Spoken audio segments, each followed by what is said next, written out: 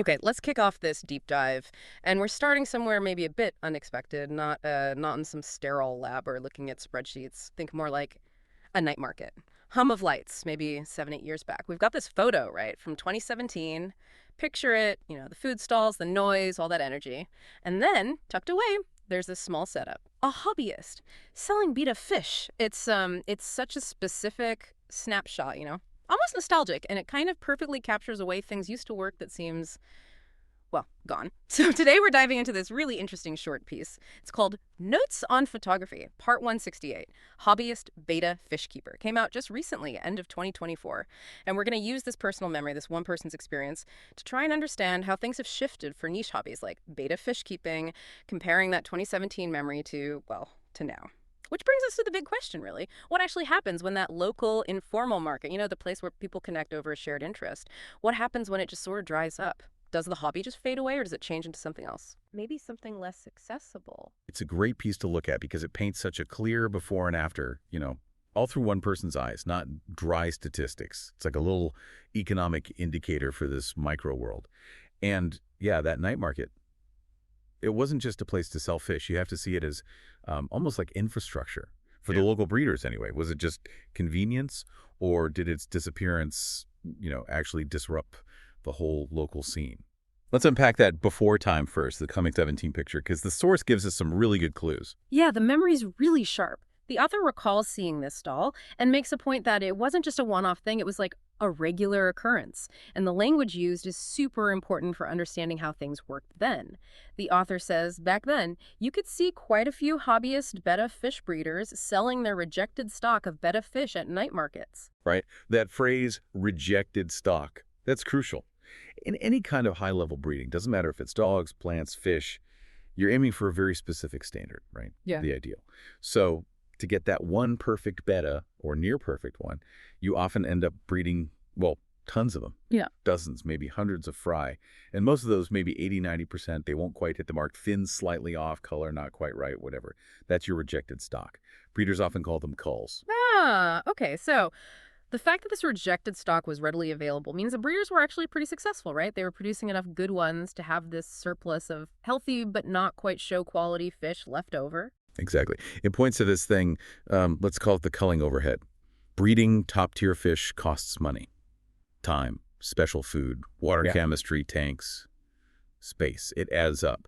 So the night market played this vital economic role. It was an easy way for breeders to sell off that volume of rejected fish locally.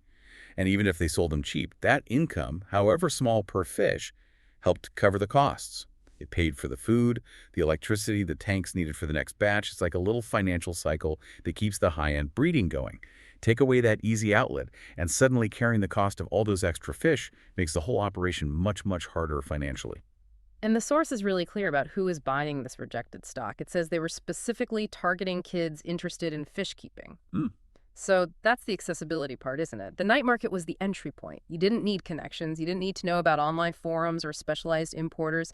If you were just, a regular person, maybe a kid with pocket money, you could just walk up, grab a starter, beta cheap, and bam, you're in the hobby. Super easy entry. So 2017 looks like a pretty healthy little ecosystem, right?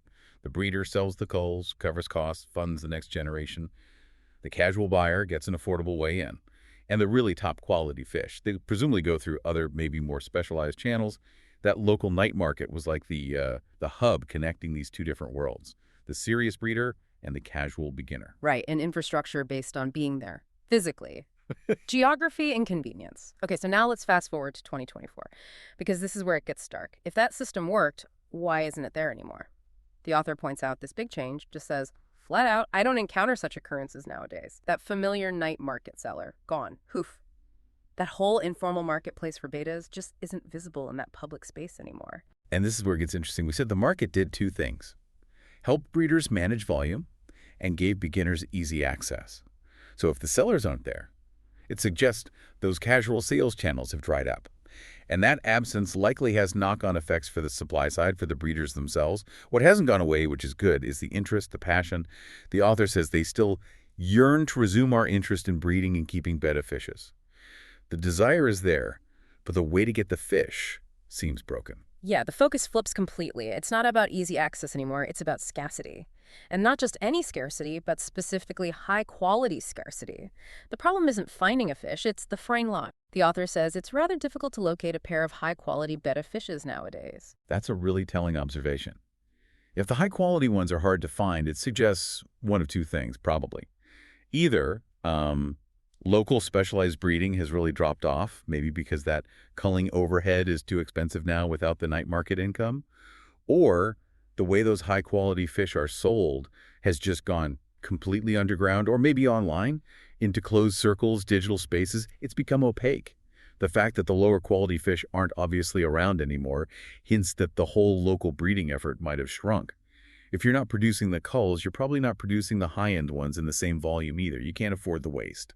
And it's not just any fancy fish they're after. The author gives us a really specific target, which makes the challenge feel very real. They're looking for the dragon variety. Yeah. That detail, searching for a specific dragon betta, really highlights the shift, doesn't it? From a hobby you could just stumble into, to something that requires a specific, difficult search. What's so special about the dragon variety? Why is that a high bar? Ah, dragons. Yeah, they're known for this really distinct metallic scaling. It's thick, looks almost like armor, and it often contrasts sharply with the body color. It's quite striking. But breeding for that true, consistent dragon scale look, that takes serious selective breeding. Genetics have to be spot on. It's high-effort stuff, and any mistakes, well, those become culls. So if dragons are scarce now, it really backs up that idea about the infrastructure breaking down. The breeders who specialize in these complex genetic lines, they're the ones who most needed that easy way to sell off their culls to fund the next demanding spawn. If they can't easily sell the imperfect ones, maybe they just stop breeding the complex, risky types like dragons. The cost of failure just gets too high. Okay, so the night market, the sort of geographic solution, is gone. But the hobby isn't dead. It just sounds like the way people connect and trade has professionalized, or at least shifted platforms, from geography to network, maybe. Exactly that. Think about the change involved for the hobbyist. Before, you might just, I don't know, put your fish in some bags, drive down to the local market, sell for cash. Simple. Now, to find that specific dragon variety, you're probably looking at online auctions, specialized forums, maybe Facebook groups, perhaps even dealing internationally. It's a totally different skill set. Which immediately slams the door on the beginner, right? Uh-huh. Those kids who used to pick up a cheap cull at the market, they're completely out of this loop.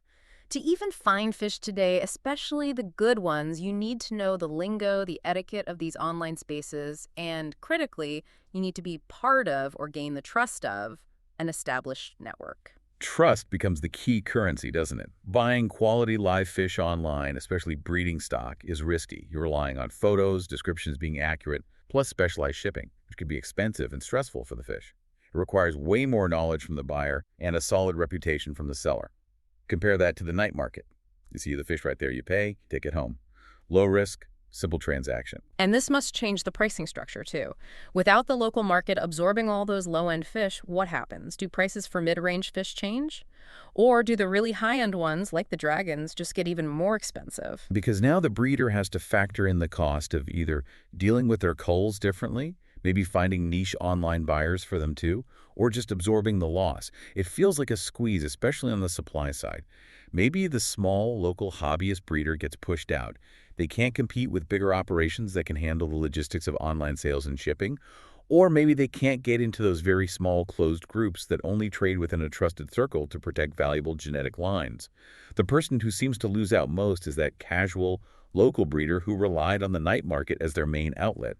That channel's gone. So we've basically traced this path from 2017, where it was a pretty accessible hobby, fueled by local breeders selling off their extra stock in a public place, to 2024, where even dedicated enthusiasts are finding it hard to track down specific high-quality fish. The market didn't die, maybe it just went underground or online and became much more specialized. Yeah, and this story, this shift from the night market to needing a network, it's probably relevant way beyond just betta fish, right? Yeah. It speaks to how lots of specialized hobbies or micro-industries might be changing with digitalization. That easy, local, low-friction way of connecting is being replaced by something that requires more effort, more knowledge, maybe more money. Access shifts from where you are geographically to what you know and who you know online. The author wraps up the note with this tone that's hopeful but Also kind of passive. They say they're willing to rekindle our passion for this fish species if the opportunity presents itself. They're ready, but they're sort of waiting for an opening. And that waiting says it all, doesn't it? Back in 2017, the opportunity did present itself. Every weekend, maybe, at the night market. It was right there. Public. Local. The breeder showing up created the opportunity for the buyer. But now, yeah, that passive approach might not work.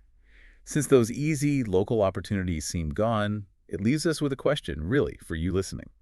If you were that hobbyist now, in 2024, wanting those high-quality betas, what active steps would you actually have to take? You can't just wait for the opportunity. You probably have to actively create it, or at least hunt for it in these new digital spaces. It demands networking, online skills, research. You can't just wait for the stall to appear anymore. You have to find the forum, build the relationships, figure out the shipping. Yeah. The hobby's not dead, it seems. It just got a whole lot more demanding for anyone wanting to be seriously involved.